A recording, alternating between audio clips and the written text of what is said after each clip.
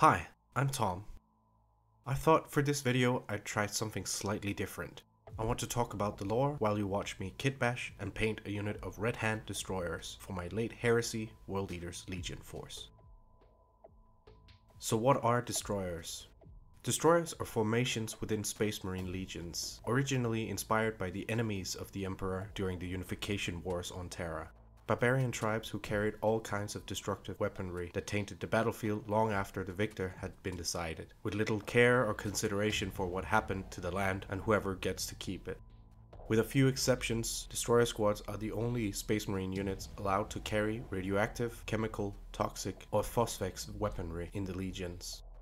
Most of us know what chemical or radioactive weapons entail, but phosphex might be new to some of you. It is basically a sci-fi version of phosphor weapons. Phosphex is a deadly, incendiary type of weapon, be it bombs or artillery. It is both flammable, corrosive, and toxic, almost impossible to put out, burning and melting you alive while your comrades look on in helpless horror. Destroyers are typically armed with twin pistols, usually bolt pistols, a chainsword, frag, crack, and most importantly, radiation grenades. Destroyers have access to a number of unique weapons, such as missile launchers with radiation warheads, toxiferin flamers, and phosphex bombs, along with the usual destructive plasma, volkite, and flamer pistols, available to many other marine units. Usually armored in reinforced or sealed black power armor, typically Mark IV, but not exclusively Mark IV. Destroyers usually take to the battle using jump packs, to close with the enemies faster, to use their short-range weaponry.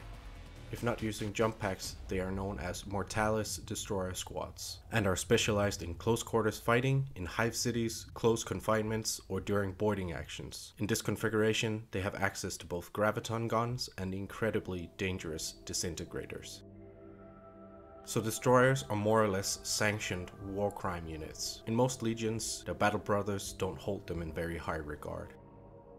The most common use of destroyer formations are against Xenos forces that require total extermination. All legions deploy destroyers in some capacity. Some legions, such as the Death Guard, make frequent and widespread use of destroyers and their weaponry. Some notable and renowned destroyer units include the Ashen Circle of the Wordbearers, specialized in removing iconography, monuments, texts, and people of the culture they just conquered, with flame, axe rakes, and the usual radiation weaponry.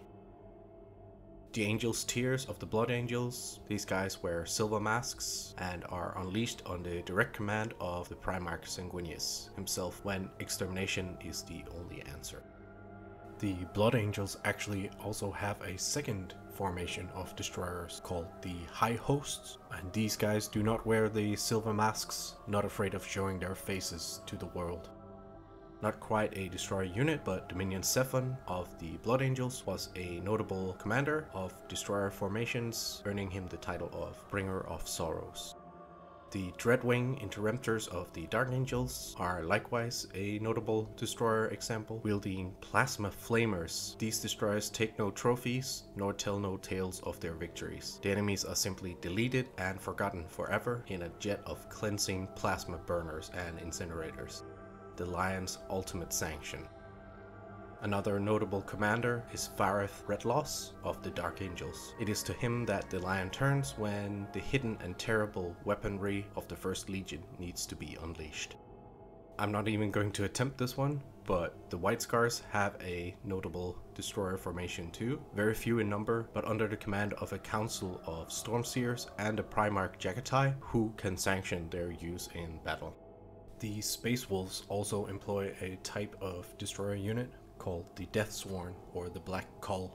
These are warriors that have lost their soul through the deeds they have done during the Great Crusade, left empty, and they sort of become a death company sort of thing, if you're familiar with the death company from 40k Blood Angels, although it's not the same. These guys follow the cult of Morkai. Given the massive size of the Ultramarines, they of course have an equally sized destroyer formation, a whole chapter, the 22nd Nemesis chapter. Originally looked down upon by the Primarch, but Guilliman learned to appreciate them during the betrayal at Calth by the Wordbearers. And of course, we can't talk about destroyer squads without mentioning the Death Guard. Like I said, even in regular legionary use, there's a lot of chemical weapons. They do have specialized destroyer squads within their destroyer companies called the Mortis Poisoners, are a bit different to other destroyer squads in that they do not wield the signature dual pistols. They retain their bolters or wield flamers with chem munitions. These flamers are so deadly that over time even the Death Guard Marines wielding them will succumb to it. The Salamanders technically forbade the use of destroyers outright because of the tainting nature of their weapons.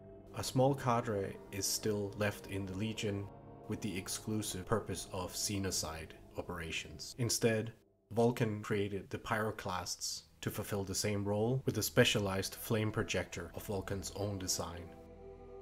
For the sake of completeness, I suppose I should also mention the Moritat officer role. There are no direct links to destroyer units as such, but they carry the same weaponry, and while they are designated as sort of lone warriors, assassins, gunslingers, stuff like that, they pair up and match up perfectly with destroyers, at least in game. There are plenty of other characters, minor and major, such as Skane of the World Eaters, notable commanders from the 22nd Nemesis chapter, but I think I've covered it well enough for the purpose of this video. As you can tell from some of these examples, destroyers are unleashed as a last resort and with great care and consideration. For the World Eaters, not so much, just another tool for destruction. The World Eaters have several destroyer companies, and within these there are elite formations known as the Red Hand Destroyers. The Red Hand, also known as the Butcher's Mark, is earned by Marines who have been marked out by exemplary ferocity or violence in the name of the Legion, either by the number of enemies slain in battle or by taking the head of an enemy of superior rank in single combat. From what I can tell, the Red Hand is far from unique to destroyer companies, only that the Marines that have the Butcher's Mark in destroyer companies tend to band together as rivals, trying to outdo each other. Their hunt for glory often puts them in the vanguard of World Eater formations, seeking to prove themselves to be worthy of their mark. Notable battles include the battle for Armatura during the Shadow Crusade. Here the Red Hand Destroyer assault squads fell from the skies on roaring jump packs, while dropping rad grenades and phosphex bombs on their Ultramarine lines, assaulting the center of the Ultramarines' Evocati lines and taking on Consul Praetor Aetius Vasta and his veteran Marines, killing them in a tide of blood-crazed roars and savage chain axe strikes. This opened a gap in the Ultramarine lines and allowed thousands of World Eaters to pour through the gap. With this victory at the Decalion district, Wordbearers, Thunderhawks and Stormbirds were now able to land reinforcements. The Red Hand Destroyers were deployed in almost every pivotal battle on Armatura.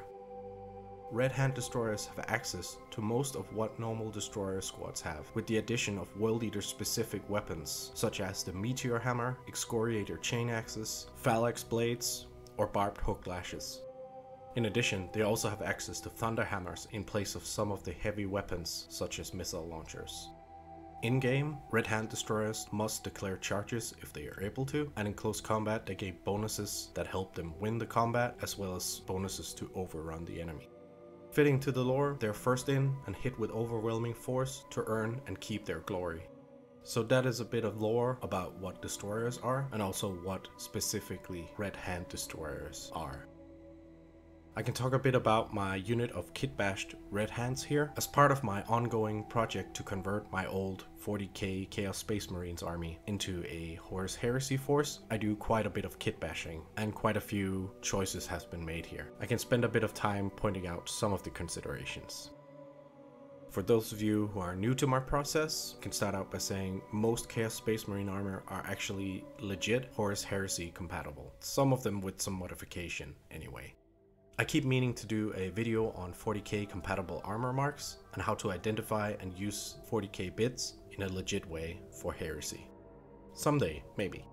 Since the classic look of destroyers is that of Mark IV, I try to give the vibe of that in the final result, also to help my opponent identify them as destroyers. This means using primarily Mark IV Maximus helmets as well as shoulder pads in the Mark IV style. A final note on the armor, and a bit of extra lore, I suppose. I've chosen to use this type of backpack, a Mark IV style of Anvilus pattern power pack. Anvilus pattern power packs are commonly associated with 40k Chaos Space Marines, but are similarly a legit heresy choice. The Anvilus pattern power pack is intended to give better maneuverability in low gravity or void combat by having enhanced stabilizing thrusters. This comes as a trade-off of lesser radiation shielding from the backpack. Given that my World Eaters are late heresy themed, a point where they care very little for survivability of their legionaries, if they ever truly did. Having more exposure to radiation, especially on a unit that carries radiation grenades, seems like a no-brainer. These crazed warriors would likely rather have greater mobility in boarding actions than less radiation. Long-term health considerations are probably very far down on their list of priorities. Anvilus pattern power packs come in both Mark II/3 or Mark IV variants. I've chosen Mark IV variants here to keep with my theme. I had 2 missile launchers left in my bits box, so I gave them 2 of them. For their bolt pistols, I chose the old school style of bolt pistols from the old Khorne Berserkers kit. I figured that if that was their primary armament, they might as well choose a big caliber pistol. Bolters do come in various calibers during the heresy. A quick example would be the Mark IV associated Tigris pattern bolter that uses 60 caliber bolts, and the Mark II/3 associated Phobos pattern that uses 70 caliber bolts. Rounding off the item selection, I slapped a chainsword on each of them. Chain axes are free for World Eaters and straight up better upgrades, but I did not have enough spare, unfortunately, and if I had, they would be in their hands, which would lower their recognizability as destroyers without their iconic dual pistol look, so I opted to put chainswords on them. So if my opponent allows me to play them as chain axes, that would be great. If not, it's okay. But just imagine that the World Eaters are so adept at hitting with their chain weapons that they hit a little bit harder. I could suspend a bit of disbelief for that lore, right? Even though I don't like the proxy. I gave the Sergeant, or Blood Bonded as he is known, a lightning claw for a bit of punch. He of course has an extra pistol in a holster. Normal Marines in the squad are known as Ravagers, by the way. The squad is pretty bare bones in terms of combat punch, so I might make a few more in the future. Red Hand Destroyer squads can have up to 15 members. They can also have jump packs, but sadly I needed those for other projects. So this is my squad for now. We will see where the future takes this unit. I hope you have enjoyed this way of talking about one of my units, rather than the normal KitBash style. I hope to see you in another hobby adventure in the future. Until then, cheers.